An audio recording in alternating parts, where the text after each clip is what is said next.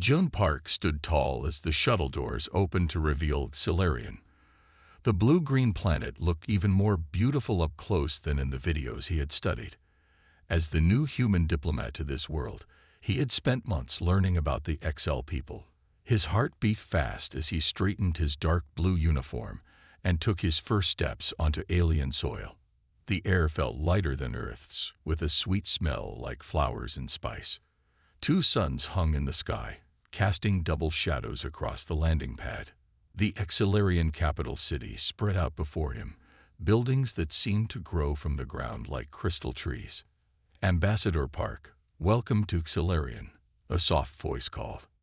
Jun turned and almost forgot how to breathe. Standing before him was a Xel female with skin like polished silver-blue metal that caught the light of both suns. Her eyes were large, with no whites, just pools of changing color that reminded him of opals. She wore simple white clothing that flowed around her tall, slender form. "You must be Nera," he said, remembering the name from his briefing files. "The famous model." Her lips curved in what seemed to be a smile, though Xel facial expressions were still hard for him to read. "Yes, though today I am your guide, not a model." June knew that Nera's face appeared on beauty products sold across the galaxy. The XL were known for their beauty, and she was considered extraordinary even among her own kind. "Thank you for meeting me," Jun said, extending his hand before remembering that Xel did not shake hands. He quickly pulled back. "Actually," Nera said, looking at his hand with interest, "I have studied human customs. I believe this is how you greet each other." She extended her own hand, with its long, six-fingered grace. Their handshake lasted only a moment, but Jun felt a strange tingling where their skin touched. He wondered if it was some natural feature of cell biology. "Your shuttle arrived early," Nera said. "We have time before your meeting with the council. Would you like to see the welcome gardens?" As they walked, Jun noticed other Xel watching them. Humans were still rare on Xilarian, and he felt like an exhibit in a zoo. "Your species fascinates us," Nera explained, noticing his discomfort. "Humans look similar to us in basic shape, but so different in details, and your planet is so far from the galactic center." In the garden, plants that looked like sea creatures swayed though there was no wind. Some glowed with their own light. "These all come from different worlds in our alliance," Nera said. "Each plant represents a species that joined our community." Jun pointed to an empty space. "Will Earth have a plant here soon?" "If the talks go well," she replied. "Your world is still being evaluated." As they turned down a crystal path, Jun tried to remember the proper Xel greeting from his training. He placed his right hand over his heart and bowed slightly to a passing Xel elder. The elder stepped back in shock. Nara's skin darkened to a deep blue, a sign of embarrassment. Jun recalled too late. "Ambassador," she said quietly, "that gesture is used only between life partners. It means my heart beats with yours." Jun felt his face grow hot. "I am so sorry. The training videos must have been wrong." To his surprise, Nera laughed, a sound like small bells. "This is why we need real cultural exchange, not just videos." She showed him the correct greeting, a simple open palm held at chest level. "Human adaptability is one trait we find most interesting," Nera said as they continued walking. "You learn quickly." "We've had to," Jun replied. "On Earth, we have thousands of cultures. We're always adapting to each other." As they approached the council building, Jun felt Nera watching him with her color-shifting eyes. "I think we will work well together, Ambassador Park," she said. "Most species take years to understand cell customs. You're already asking the right questions."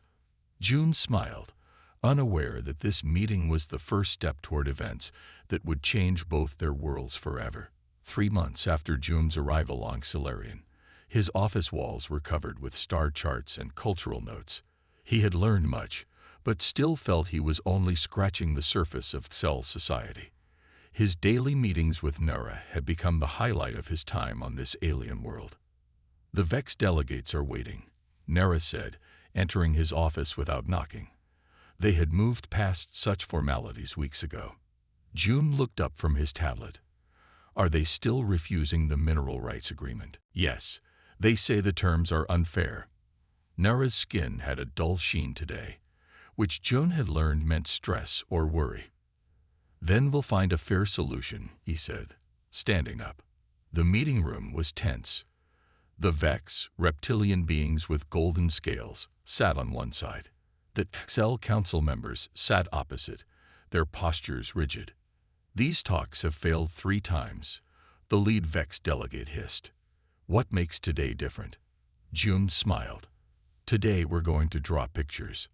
Everyone stared at him. Ambassador Park, this is not a time for. The Excel Council leader began.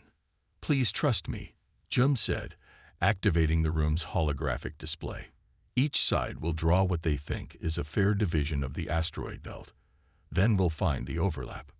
To his relief, both sides reluctantly agreed. After an hour, a solution emerged that neither had considered before. Mining rights would rotate yearly, with processing rights shared equally. How did you know this would work? Nora asked as they left the meeting. Humans often need to see problems to solve them. Words can get tangled, but pictures show truth. Nera's skin rippled with blue-green patterns, her version of a smile. You humans solve problems in such unconventional ways. We call it thinking outside the box, June explained. Outside the box, she tilted her head. It means thinking beyond normal limits. He laughed at her confusion. I would like to learn more about these boxes and how to think outside them, she said. That conversation marked a change in their relationship. Nera began inviting June to places no human had seen.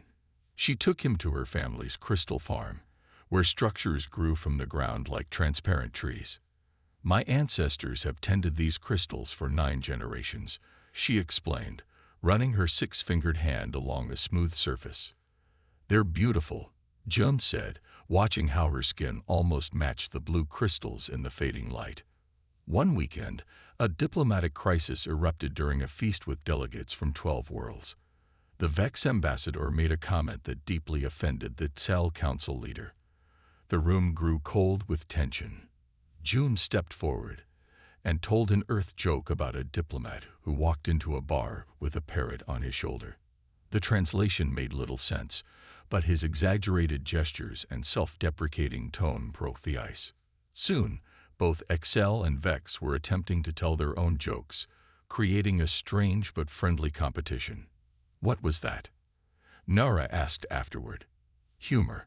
Sometimes laughing together helps people forget why they were angry. Your species has strange wisdom, she said. After that success, Nara sought June's company even when no diplomatic tasks required it. She showed him the hidden wonders of her world, the singing caves, the floating islands, the crystal waterfalls that reflected starlight in countless colors. In return, June shared Earth music, playing classical pieces and modern songs on his tablet. Nora was fascinated by human literature, especially poetry. One evening, they sat on a cliff watching Solarian's 3 moons rise. The largest was silver, the middle one green, and the smallest glowed red like a distant fire. Our poets write about the moons as 3 sisters dancing, Nera said. What would Earth poets say about this view? They'd write about beauty beyond words, June replied, looking not at the moons but at Nera's profile against the night sky. She turned to him, her eyes shifting colors in the moonlight. Your species values emotional connection in ways mine has forgotten, she said softly. We became so focused on logic and progress that we lost something important. As she spoke, June realized the professional lines between them had blurred into something he hadn't expected to find across the stars, a deep connection that transcended their different worlds. 6 months into his assignment on Solarian, June and Nera had become more than colleagues. Their relationship had deepened into something neither had expected. That Excel did not hold the same taboos about workplace romance as humans, and their connection had been accepted easily by both their teams. It was the 5th day of the blue moon cycle when Nara appeared at June's apartment door, unannounced. Her skin was pulsing with waves of color, something he had never seen before. "Nara, is everything okay?" he asked, stepping back to let her in. She stood in the center of his living room, her eyes shifting from blue to gold and back again. "You got me pregnant, human," she announced without warning. Her voice mixed shock and happiness in equal measure. June nearly spilled his morning coffee.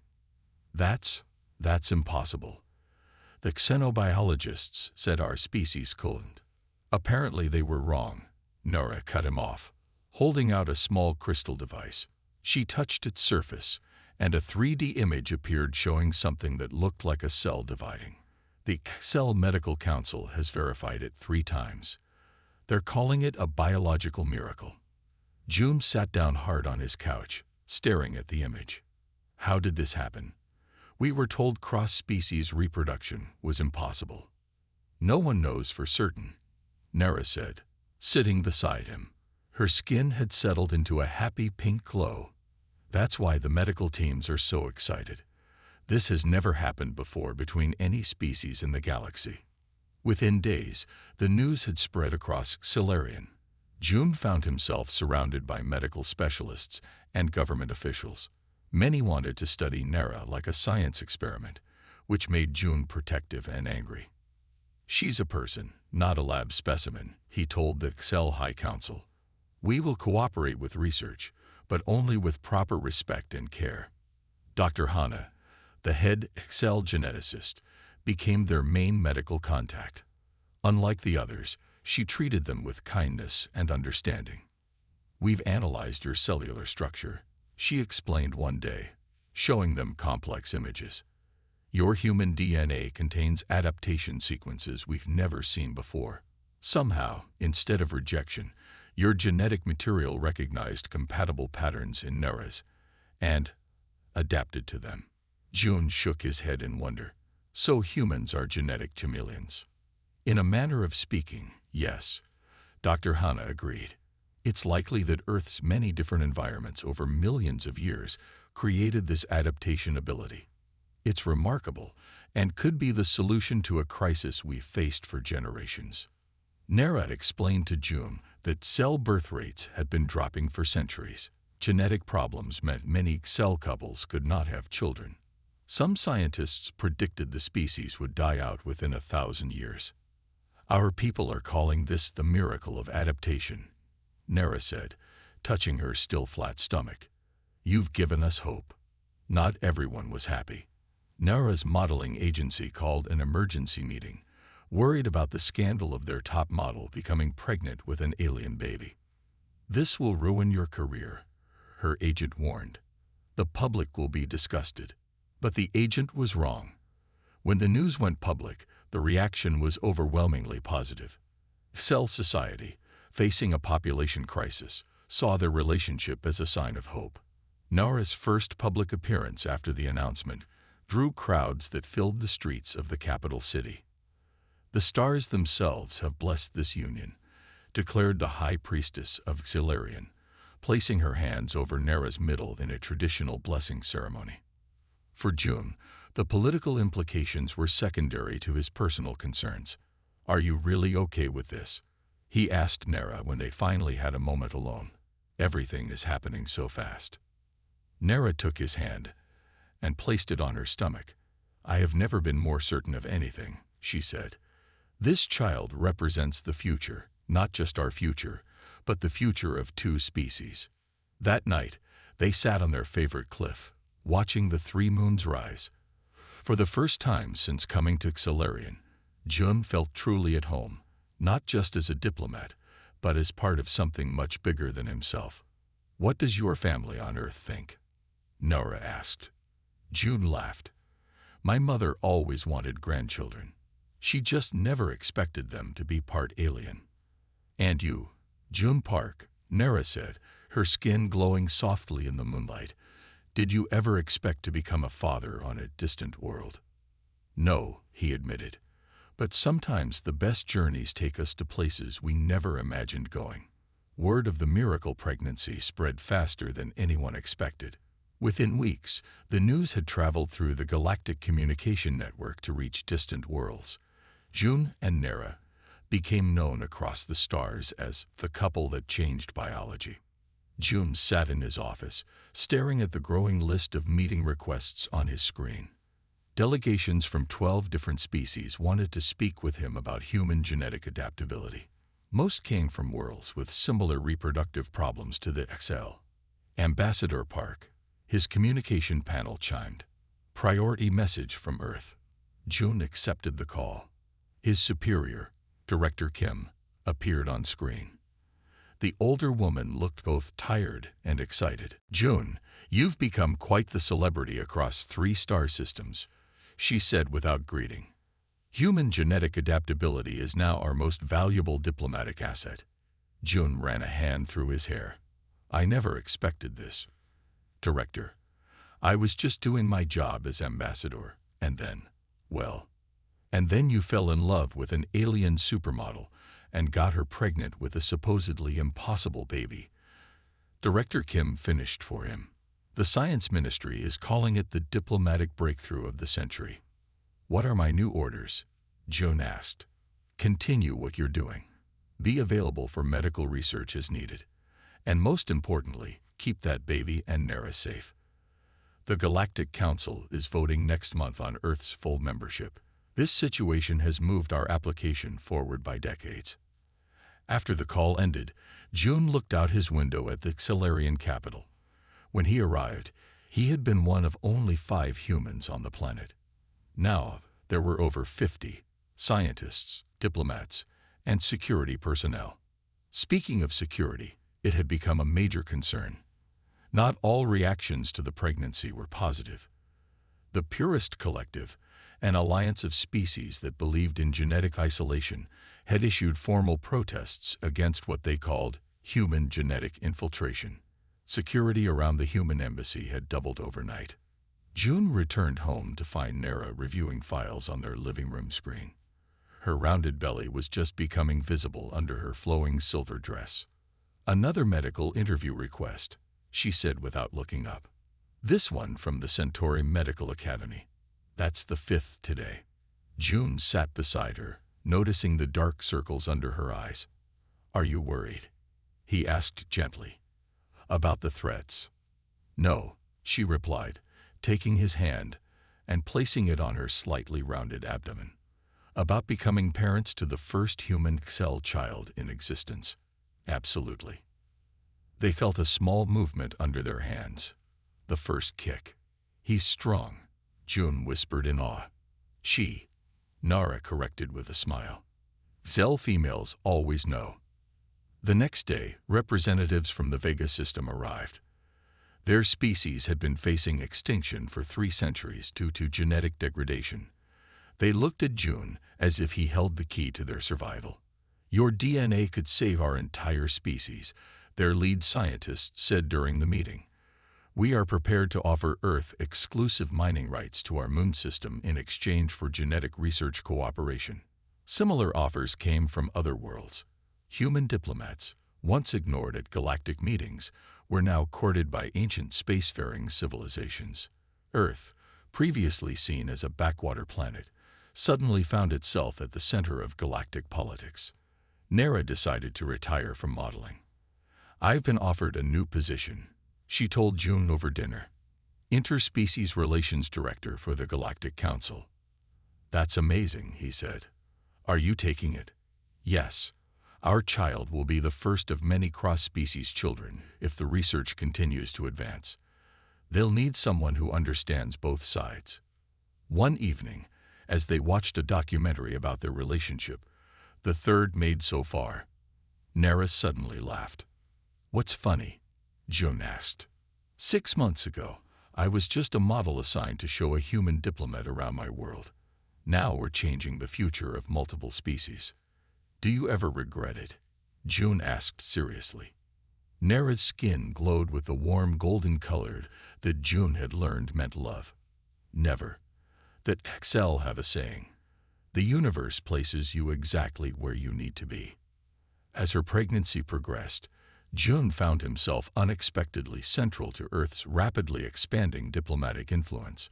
He was no longer just an ambassador, but a symbol of human adaptability, a quality that, as it turned out, was rare and precious in the vastness of space. "We came to the stars hoping to find friends," Jun told a gathering of diplomats. "Instead, we found family." The day of the birth arrived during a rare cosmic event, the perfect alignment of Solarian's 3 moons. Once every 62 years, the silver, green, and red moons formed a straight line across the night sky. According to Cell tradition, children born during this alignment were destined for greatness. "The contractions are getting closer," Nara said calmly, her skin shifting through rainbow colors with each wave of pain. The birth chamber in the medical center had been specially prepared. Both human and cell doctors stood ready, though none truly knew what to expect from the galaxy's first hybrid birth. After 6 hours of labor, a cry filled the room, not the musical tones of a cell infant, nor exactly like a human baby, but something uniquely in between. "A girl," announced Dr. Hana, placing the newborn on Nara's chest. Jun leaned close, tears in his eyes. The baby had skin with a light blue tint that seemed to shimmer slightly in the light. Her eyes, when they briefly opened, were clearly human in shape, but with the opalescent quality of cell eyes. 10 perfect fingers, though her feet had the distinctive cell arch. "What will you name her?" Dr. Hana asked. Jun and Nara exchanged a look. They had discussed this for months. "Ta," they said together. Dr. Hana's eyes widened. "You know this means blessing in ancient Cell." "It means the same in Korean," Jun explained. "We discovered the coincidence while researching names. It seemed perfect." News of Ta's birth spread across the galaxy within hours. The medical team released only basic information. Mother and child were healthy, the birth had proceeded normally, and the child showed stable genetic markers from both species. At home in their apartment overlooking the crystal forest, Jun and Nara adjusted to life as parents. Floating light sculptures, a traditional cell gift for newborns, hung above Ta's crib, changing colors in response to her emotions. "She has your curiosity," Nara observed one morning as Tai reached eagerly for the dancing lights. "And your patience," Jun replied with a smile, remembering how many hours Nara had spent teaching him cell customs. When Tai was 3 months old, they held the traditional cell naming ceremony. What would normally have been a small family event became a galactic affair. 3 planetary leaders attended: the Cell High Counselor, the Earth President, and the Vega Prime Minister. "Today we celebrate not just a child, but a new beginning," the Cell High Counselor announced to the gathered crowd. "Ta represents hope for many worlds." In the audience sat scientists, diplomats, and families from 12 species. Some had traveled for weeks to witness the ceremony. After the formal naming, the Earth President took Jun aside. "Your daughter has changed humanity's place in the galaxy," she said. "Earth was once considered a backwater planet of little consequence. Now we're seen as a critical ally to species facing extinction." Jun watched as Nara showed Ta to a group of cell elders. "It wasn't planned," he admitted. "The best diplomacy rarely is," the president replied with a smile. By the time Tay turned 1 year old, 7 research centers across the galaxy were studying human genetic adaptability. The medical advances came quickly. 3 previously incompatible species had successful pregnancies using treatments developed from studying Ta's genetic structure. As her first birthday approached, Ta began taking her first steps. Jun and Nara watched in wonder as she toddled across their living room, falling often but always getting back up. On the day of her birthday celebration, representatives from 7 worlds gathered beneath the crystal arches of the Solarian capital. As Tai took her wobbly steps toward a table of gifts, the delegates signed the Genetic Cooperation Treaty, an agreement that would share research and resources to help all member species. That evening, Jun and Nara stood on their balcony watching the 3 moons rise. Ta slept peacefully in her room, surrounded by gifts from across the galaxy. "Do you ever regret being assigned to this planet?" Nora asked, her skin glowing with the soft blue light of contentment. June wrapped his arm around her shoulders, thinking of how a routine diplomatic posting had changed not just his life, but potentially the future of multiple species. "Not for a single moment," he replied, knowing that sometimes the most remarkable journeys begin with a simple diplomatic assignment. In her crib, Ta smiled in her sleep, dreaming in colors no single species had ever seen before.